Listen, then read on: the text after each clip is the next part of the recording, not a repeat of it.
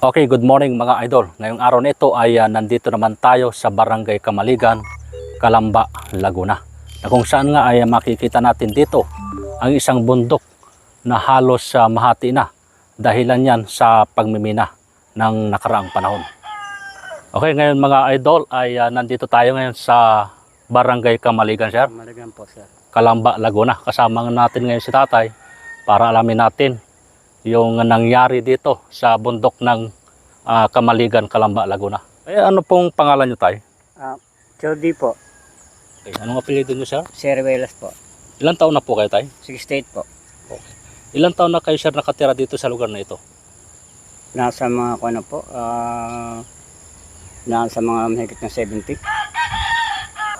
68 na po kayo, sir? Opo. Okay. Sir, anong nangyari dito sa bundok, sir? Bakit parang nahati na siya? Kasi po ang kanya, nung araw po, nung buhay pa ang may-ari ng Tante Castro, ginawang yan. Yung kinuha yung mga buhangin po, tapos i-deliver kahit saan, sa Batangas, kung saan lugar. Yung itim at saka pula, cinder. Buhangin po? Oo, cinder. Yung magaspang po, magaspang. Hindi yung pino. Parang graba, parang ganun. Hindi, malilit po sa graba. Okay. Mga 3-8, ganyan. Okay. Sino pong nagpamina nun, sir? Yung pong may-ari, De Castro. De Castro po ang may-ari. Ano pong may posisyon po yun dito sa Calamba? Kuwan po, dati meron siyang yung resort, yung De Castro sa Cuyab. Sa Cuyab. Dati. Sir, matanong lang, no? Mga gaano kalaki itong bundok na ito? Itong minina na ito. Hanggang saan, sir, yan? Hanggang doon po sa kita yung mayroong gitdong dadaanan kaya. Opo. Hanggang doon. Sa banda rito ng may kawayan, hanggang doon yung bundok na yan. Okay. Ibig sabihin, yung bundok na yan ay malapad talaga yan. Malapad po. Hanggang doon sa may kalsada. Oo. Doon sa may banda yan po, yung meron niyang bangin, hanggang doon pa, kasi pinatag nga po yan. Ibig sabihin, napakarami palang nakuha na ditong lupa, ano, sir? Ang dami na po. Bakit, sir, ano yan? Bakit tatigil? Kasi po ay parang pinagbawal yata ng government kasi kundi ng kalikasan yung bundok sisira kaya tinigil. Yun. So kung hindi pinatigil, malamang ubos na, sir, yan. Patag na po yan, sir. Patag na yan. Kasi alam mo yung ayaw din masira yung kalikasan para meron matanong din ng mga tao na bundok. Opo. Kailan, sir, yan mga minina kaya? Mga anong taon? So, 1985. Natigil, sir, mga anong taon natigil? Mga natigil po yung mga 1996. Matagal na rin pala. Matagal na po yan. So sayang naman, kasi naubos din yung lupa. Maubos. Makiling, sir, to, diba? Parte po ng Makiling. Yan po. Diyan po dati, diyan po kami nakuha ng tubig. Diyan sa Makiling may tubo kami. Kaso po, yung mga tao, may kalukuhan, ninakaw ang tubo nung araw. Hindi kami nakatubig dito. Legit po kayong taga rito talaga, sir? Opo. Dito po pinanganak ako. Parang ang tao, sir, dito nasa 1,000 lang may po, populasyon. Wala pa rin. Wala pa. Nasa 800 plus. Ano ba, sir, yung Kamaligan? Saan yung Kamaligan? Yan po, dating may... yung sa MCM, sorry. Sa MCM. Doon po, dinaan nyo doon may banga. Sa MCM. Tapos kaya titawag na Kamaligan, dati nung araw, diba, nagsasaka po dito, maraming palay. Gumawa ng kamalig. Kaya yun ang tinawag ng Kamaligan. Okay. Kaya paano natawag na Kamaligan? May kamalig pong malaki yung lagay ng mga palay. Kasi po dito nung araw, itong buong lupang ito, saka ng mga tao. Ayun, sir, Maraming salamat, sir, sa impormasyon na binigay mo sa akin. Yes po. Okay. Maraming salamat, sir. Okay, tingnan natin itong bahagi ng bundok na ito. Kung ano ba yung makikita natin sa mga buong paligid nito.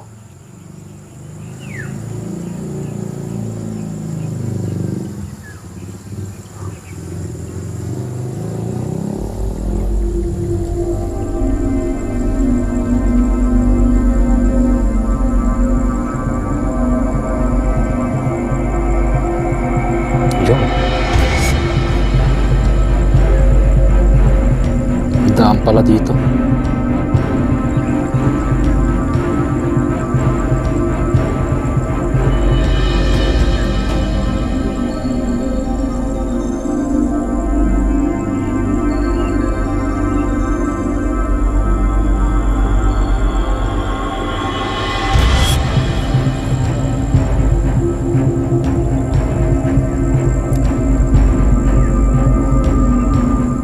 Kaya kung mapapansin nyo itong bundok na ito ay medyo mataas talaga.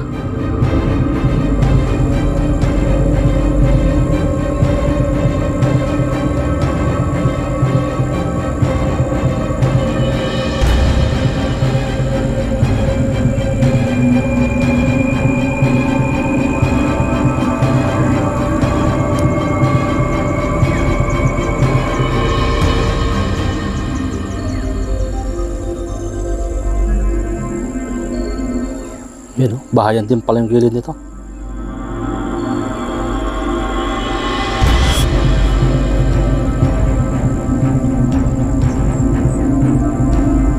Ganda pala ng lugar dito sa tabi nito ah.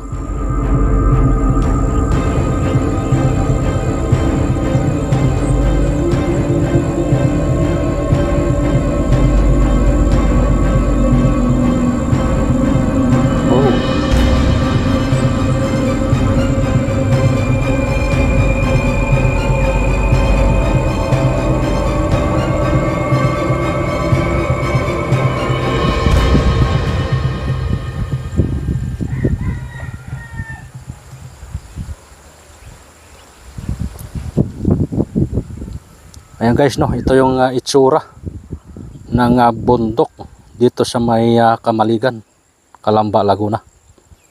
So dati sabi ni tatay, itong bundok na ito ay umaabot pa dito sa mga kabahayang ito.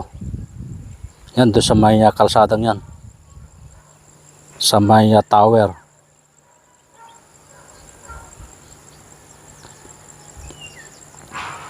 Yan. Kaya lang ay minina nga ito noong unang mga 1960-80s. Kaya ito ay naging patag. Yan, halos ano na ito, mga factory itong mga nasa gilid.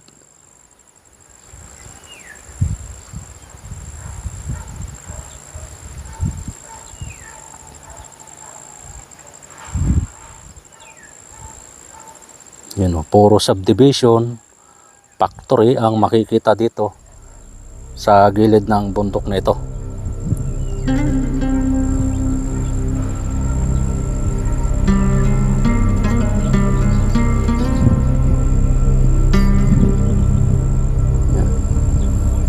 Ito na lamang yung natira sa napakalaking bundok. So halos wala nang 1/4.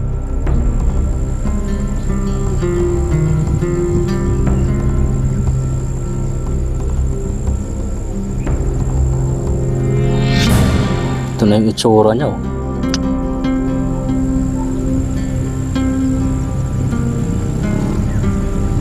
Naipatigil lamang pala ito ay kung kailang ganito na yung natirang bundok. So manipis na.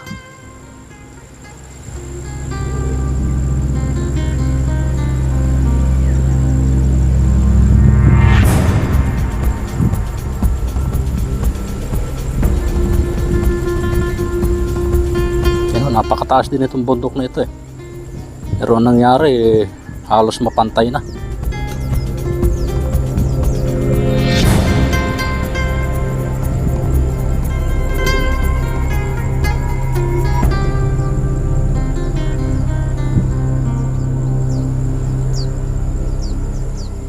Yan, oh. Sayang. Napakaganda pa ng itong bundok na ito.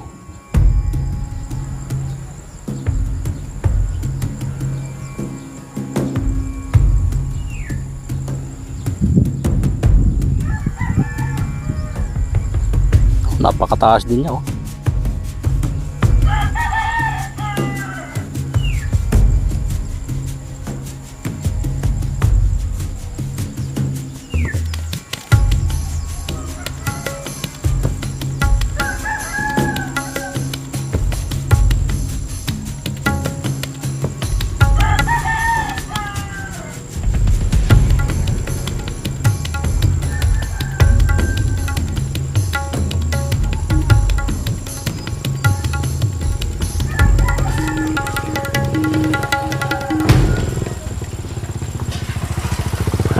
Eh.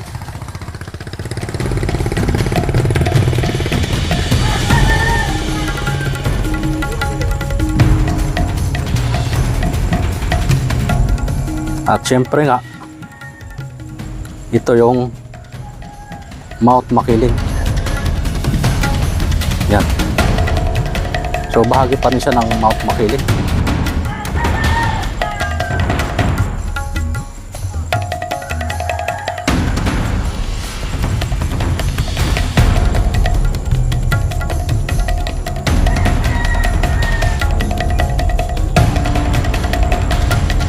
Yan.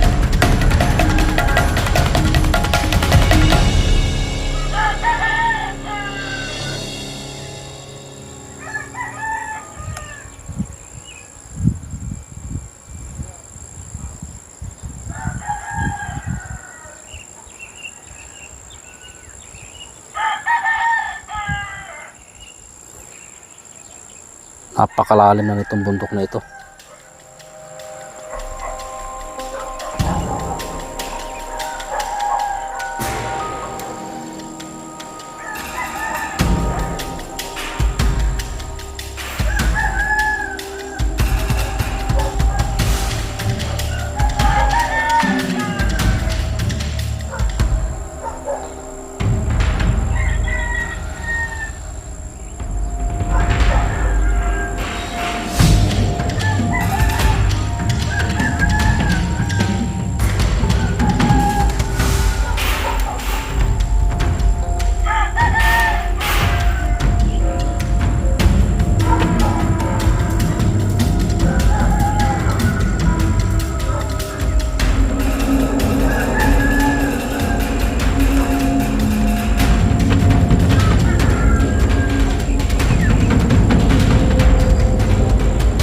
Area pa rin ito ng Calamba, Laguna.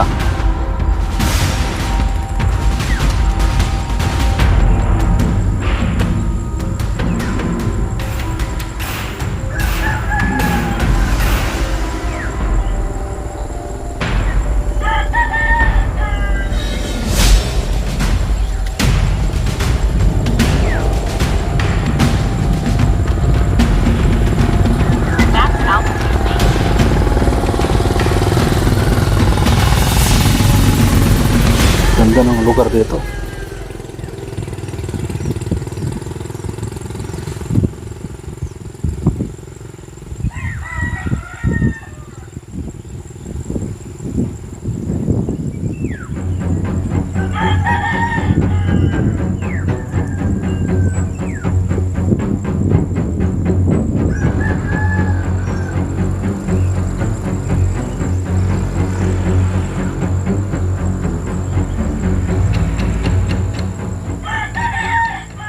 Daming bahay na talaga rito sa gilid ng bundok na ito.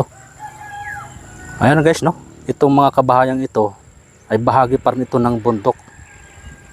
So hindi daw ito patag, sabi ni tatay. Nung minina nga ay napatag na ito. Ayan, tinayuan na ng subdivision. Pati na rin yung mga factory. May factory dito. Hindi ko lang alam kung anong factory ito.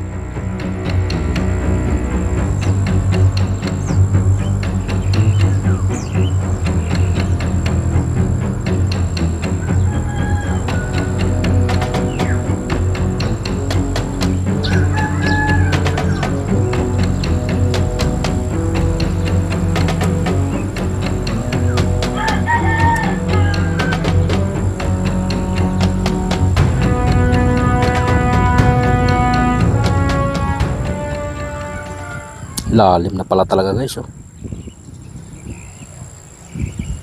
Yan, lalim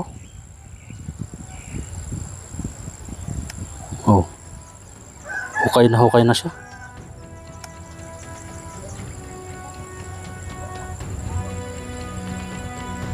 Malalim pala itong lugar na ito.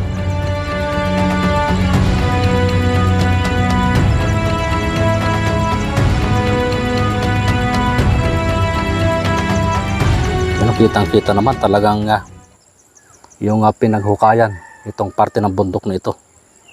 Malalim siya.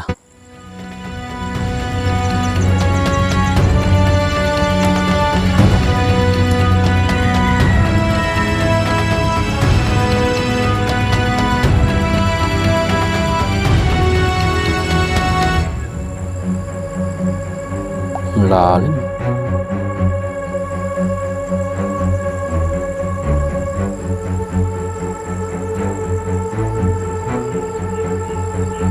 Yun.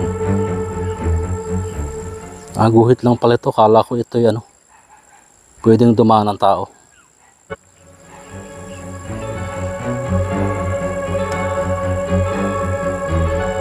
Yan, malalim.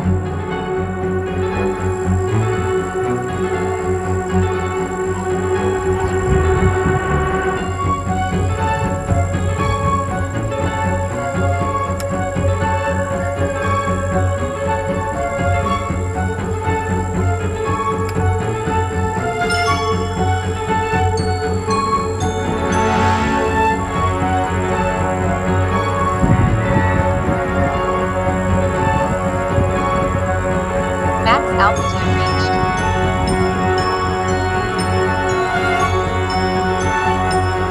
Lalim. Napakataas din talaga na itong bundok na ito.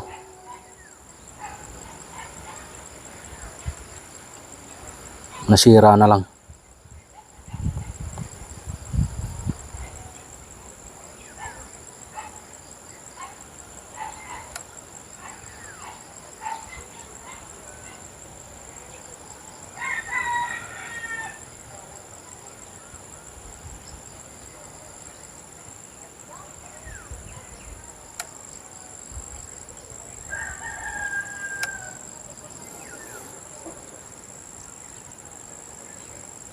Mount Makiling.